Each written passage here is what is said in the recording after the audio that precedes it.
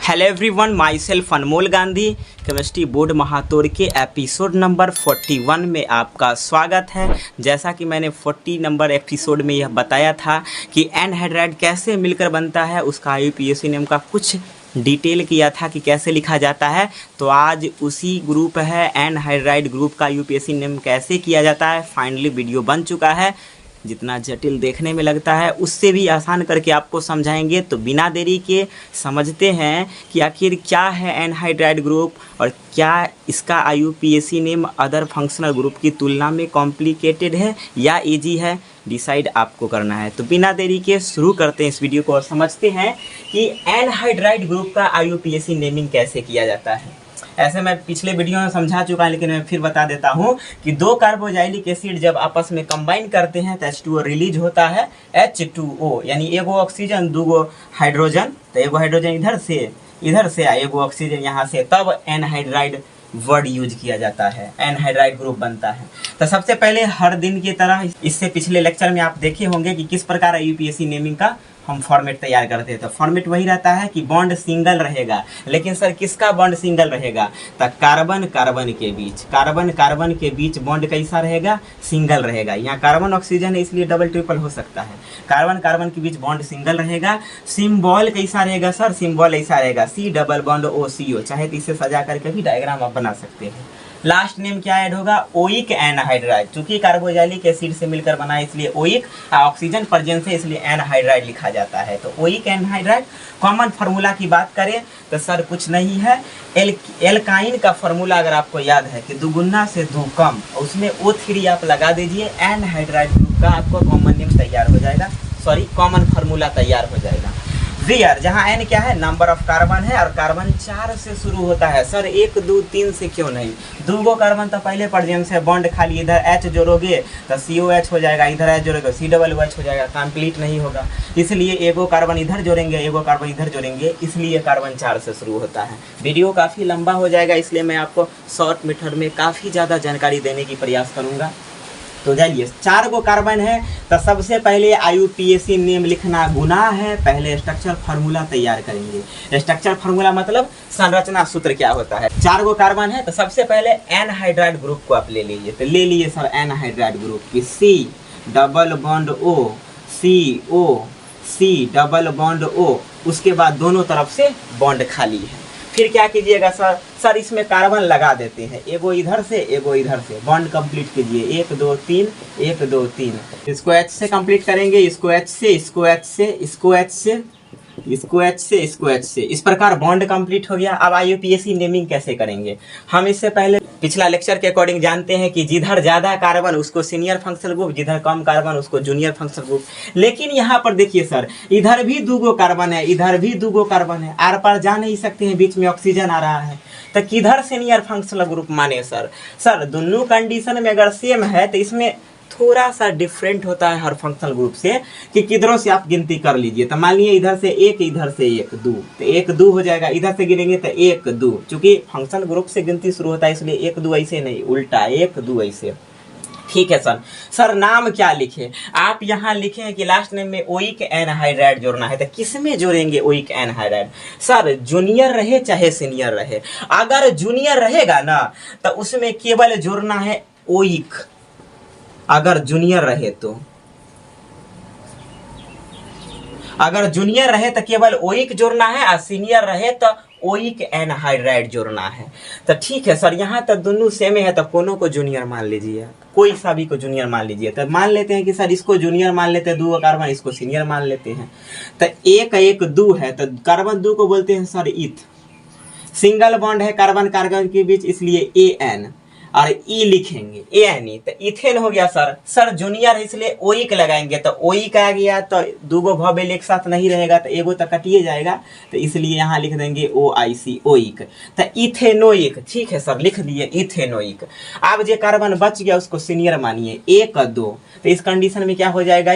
Carbon 2 को बोलते हैं सर इथ, ETH इथ, सिंगल बॉन्ड है यह चलते AN, और लास्ट चूंकि सीनियर फंक्शनल ग्रुप है इसलिए सीनियर नाम में यूज हो जाएगा, सीनियर कार्बन का चयन है इसलिए सीनियर नाम में हो जाएगा oic anhydride, oic anhydride. HYDRID, oic anhydride. तो सर क्या इतना बड़ा एक का नाम होगा, इथेनोइक एनहाइड्राइड। कहने का ये मतलब है नाम तो इसी प्रकार लिखाएगा, लेकिन जब दोनों तरफ सेम हो इथेनोइक तो दोनों में से कोनो एक एगो को नाम लिखना है। तो एगो इथेनोइक इसमें से हट जाएगा, तो एगो इथेनोइक हट गया तो एगो इथेनोइक बढ़ जाएगा, तो इथेनोइक एनहाइड्राइड बोल देंगे, डाई इथेनोइक एनहाइड्राइड नहीं बोलेंगे। अभी समझाते हैं ना आपको।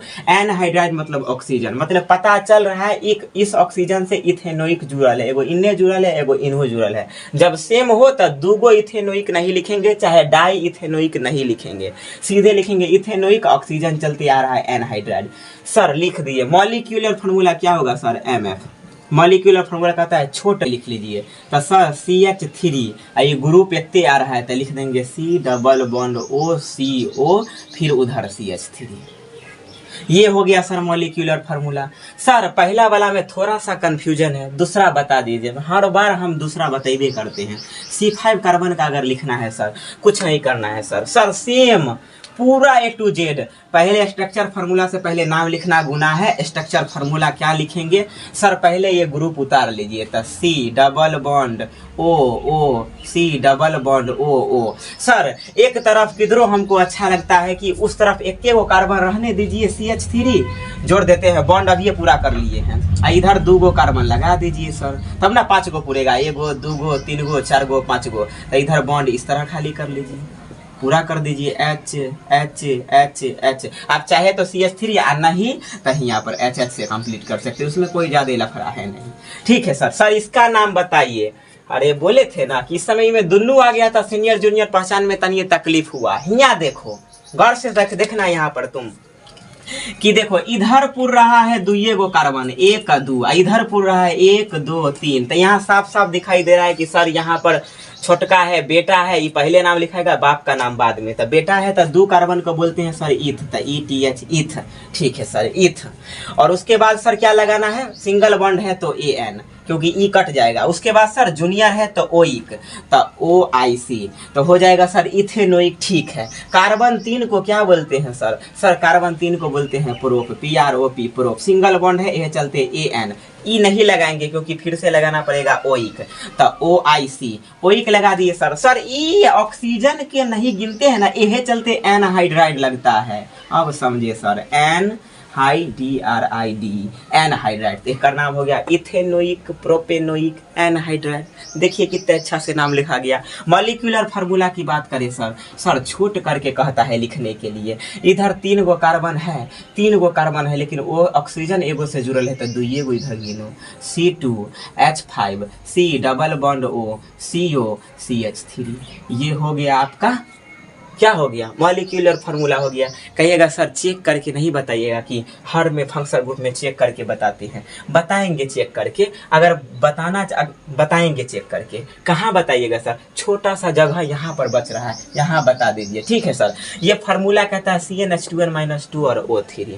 तो ठीक है, जांच हम लिखते हैं यहाँ पर, जांच किसका जांच करें, इसका कि इसका, कोनो का कर दीजिए सर। मान लीजिए इसी का जांच करें तो N के मान कितने होगा, जय गो कार्बन तैगो N के मान, तो 1 2 3 4 5 गो कार्बन तो N के मान 5। फार्मूला क्या कहता है, CnH2n-2O3। सर N का मान रखिए, तो C5H 2 गुने N के मान 5 -2 O3, C5H 5 दूना 10 -2 O3, C5H8 O3। सर 5 गो कार्बन 8 गो हाइड्रोजन और 3 गो ऑक्सीजन आ गया, तब सही है फार्मूला।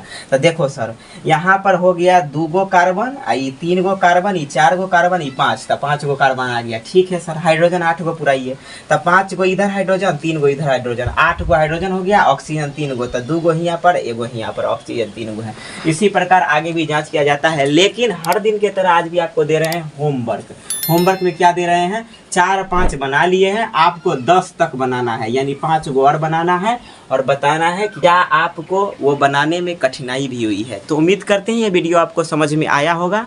अगर समझ में आया है तो मिलते हैं आपसे नेक्स्ट वीडियो में बिल्कुल इसी अंदाज में नए टॉपिक के साथ।